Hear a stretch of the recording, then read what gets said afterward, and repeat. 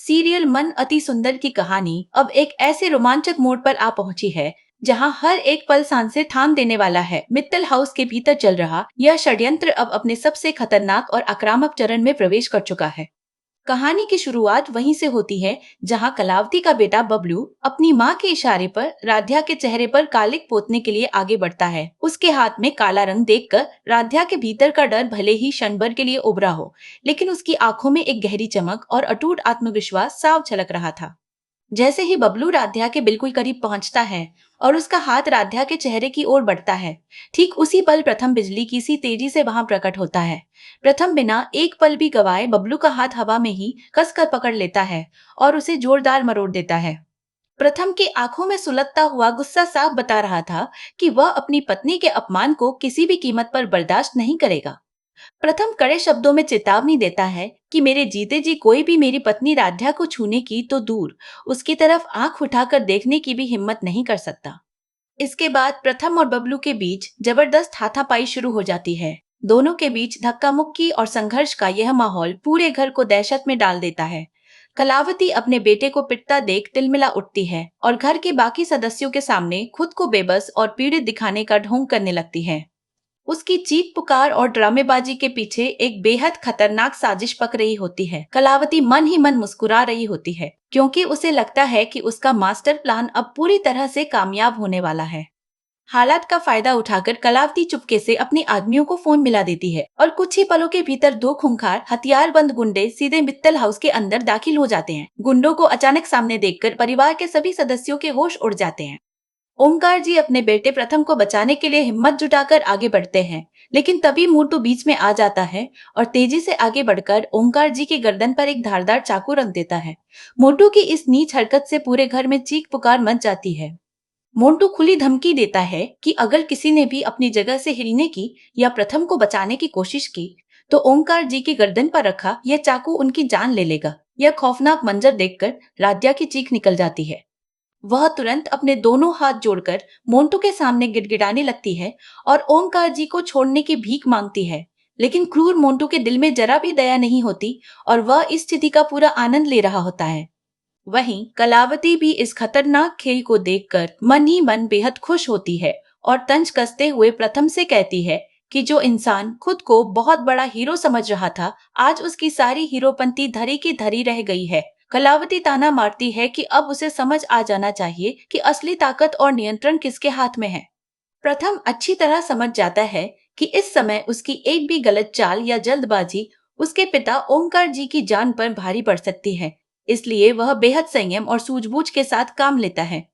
एक तरफ जहां वह मोंटू की हर एक हरकत और उसके हाथ में पकड़े चाकू पर पैनी नजर बनाए रखता है, वहीं दूसरी तरफ घर में घुसे दोनों गुंडों का भी डटकर मुकाबला करता है। तभी उनमें से एक गुंडा लोहे की एक भारी रॉड उठाकर सीधे प्रथम के सिर पर जोरदार वार करने के लिए आगे बढ़ता है। लेकिन प्रथम की फुर्ती देखने लायक होती है।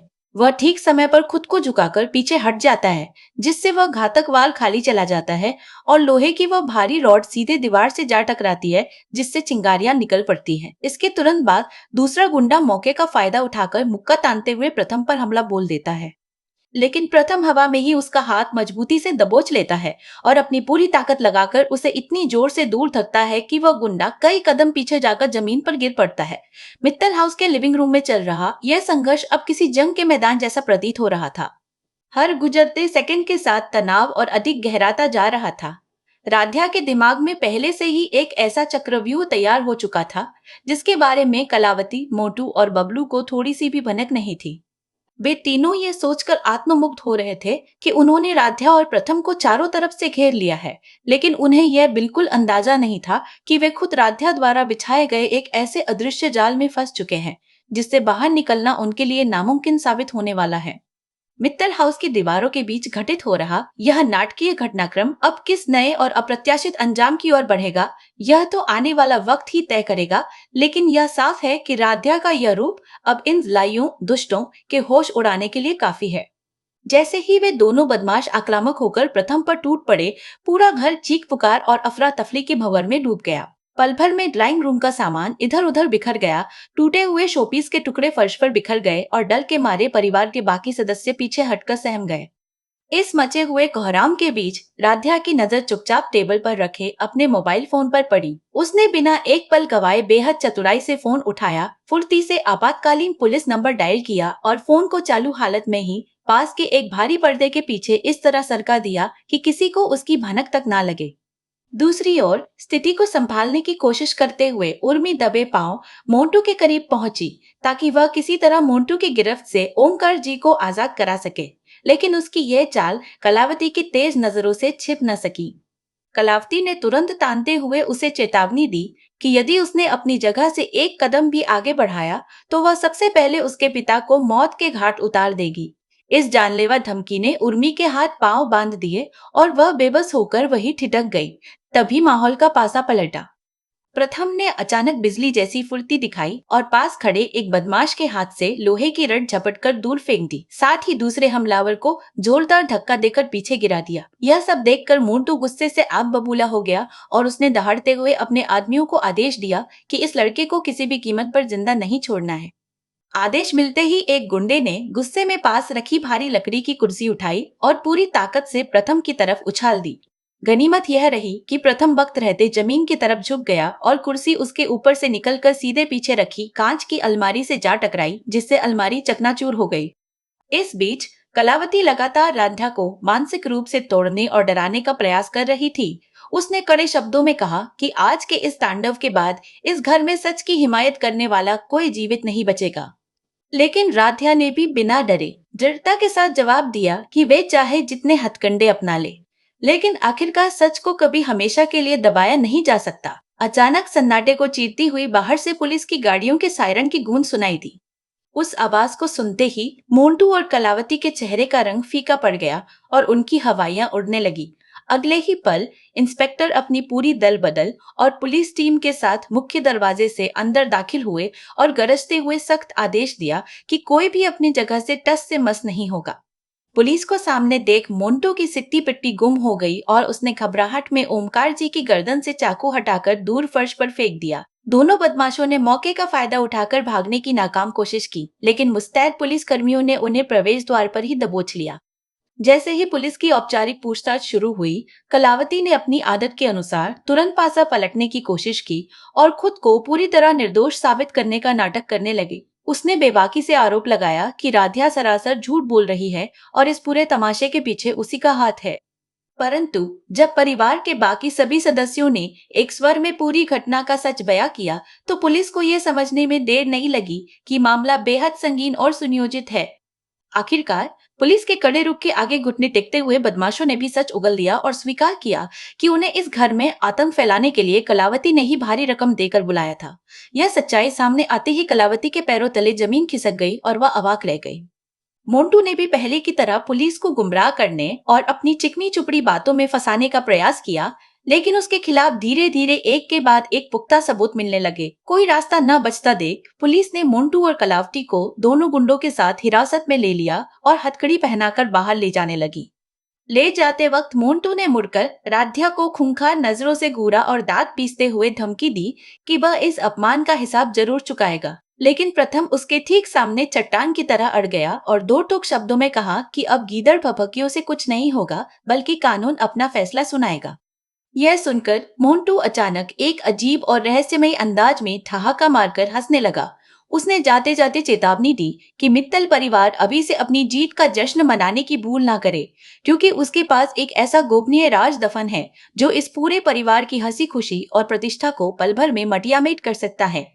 मोंटू के ये शब्द राध्या के मन में एक कांटे की तरह चुभ गए। पुलिस के जाने और घर में सन्नाटा पसरने के बाद भी राध्या का शांत चित्त लगातार इसी बात पर मंथन कर रहा था कि आखिर मोंटू किस भयानक राज की ओर इशारा कर रहा था। सोचते सोचते अचानक उसके जहन में कलावती के कमरे का वह कोना कौंध गया जिस पर उसने घर की तलाशी के दौरान गौर किया था। उसे याद आया कि अलमारी के ठीक पीछे दीवार के पास एक छिपा हुआ छोटा सा लोहे का बक्सा रखा हुआ था। राध्या ने बिना देर किए यह अहम बात प्रथम को बताई और दोनों ने समझदारी दिखाते हुए यह तय किया कि पुलिस की मौजूदगी के बिना वे उस बक्से या उस कोने को हाथ नहीं लगाएंगे। तभी कुछ ही देर बाद इंस्पेक्टर का फोन आया और उन्होंने चौंकाने वाली जानकारी दी कि मोंटू के व्यक्तिगत मोबाइल फोन से कुछ बेहद संदिग्ध वीडियो, गोपनीय दस्तावेज और आपत्तिजनक तस्वीरें बरामद हुई हैं। इस नई और पुख्ता लीड के आधार पर पुलिस दल एक बार फिर मित्तल हाउस में आ धमका। इस बार राधिया खुद आगे बढ़कर पुलिस टीम को सीधे कलावती के निजी कमरे में ले गई। जैसे ही भारी भरकम अलमारी को दीवार से थोड़ा हटाया गया, उसके पीछे एक गुप्त लॉकर छिपा हुआ नजर आया। उस लॉकर को जब सावधानी से खोला गया तो उसके भीतर से भारी मात्रा में काली कमाई की नंदी, कई फर्जी पहचान पत्र, कुछ बेहद महत्वपूर्ण और संवेदनशील फाइलें तथा अंत में एक ऐसी पेन ड्राइव मिली जिसने इस पूरे मामले के सभी अनसुलझे रहस्यों के ताले खोल दिए। मित्तल परिवार की कहानी अब एक ऐसे दिलचस्प मोड़ पर आ चुकी है जहां सच्चाई और फरेब के बीच का पर्दा पूरी तरह से उठने लगा है। राध्या के हाथ अब वह पेन ड्राइव लग चुकी है जो कलावंती, उसके बेटे और मोंटू के काले कारनामों का कच्चा चिट्ठा खोलकर रख देगी। राध्या को यह अच्छी तरह समझ आ गया है कि मित्तल परिवार की संपत्ति और प्रतिष्ठा को हथियाने के लिए इन लोगों ने कितनी गहरी और खतरनाक साजिश रची थी। कलावंती और उसका गिरोह न सिर्फ राध्या को इस घर में एक साधारण नौकरानी की तरह प्रताड़ित कर रहा था, बल्कि उसकी इज्जत और सम्मान को ठेस पहुंचाने में भी कोई कसर नहीं छोड़ रहा था। एक वक्त तो ऐसा भी आया था जब मोंटू सरेआम राध्या के चेहरे पर कालिक पोतने की नीच हरकत तक करने वाला था, लेकिन ठीक उसी वक्त प्रथम ढाल बनकर सामने आ गया और उसने राध्या की बचा लिया। लेकिन अब हालात पूरी तरह बदल चुके हैं। वह बीता हुआ वक्त और वह अपमान राध्या के दिल में एक ऐसी आग बनकर सुलग रहे हैं जिसे बुझाना अब कलावंती और उसके बेटों के लिए नामुमकिन होगा। राध्या अब इन षड्यंत्रकारियों को किसी भी कीमत पर बख्शने के मूड में नहीं है। वह एक एक करके कलावंती, उसके बेटे और मोंटू को उनके किए की ऐसी सजा देने के लिए तैयार है जिसकी उन्होंने कभी कल्पना भी नहीं की होगी। दूसरी तरफ कहानी में एक और भावनात्मक बदलाव देखने को मिलता है। परिवार की मुखिया यानी दादी को अपने जीवन के अंतिम पड़ाव पर आकर इस बात का एहसास हो जाता है कि उन्होंने अपनों को पहचानने में कितनी बड़ी भूल की थी। उन्हें ये साफ साफ समझ आ जाता है कि मित्तल परिवार की अगर कोई असली, समर्पित और आदर्श बहू है तो वह सिर्फ और सिर्फ राधिया ही है, जिसने हर मुश्किल परिस्थिति में इस परिवार को बिखरने से बचाया है। अब देखना यह है कि राधिया का यह नया रूप और उस पेनड्राइव का सच मित्तल परिवार की तकदीर को किस दिशा में ले जाता है। क्या राधिया अपनी इस जंग में पूरी तरह कामयाब हो पाएगी और क्या कलावंती का अहंकार हमेशा के लिए धूल में मिल जाएगा? अगर आप भी यही चाहते हैं कि सच्चाई की जीत हो और राधिया हमेशा की तरह हर साजिश को नाकाम करके विजयी बने, तो इस सफर में आगे क्या होगा यह देखना बेहद रोमांचक होने वाला है।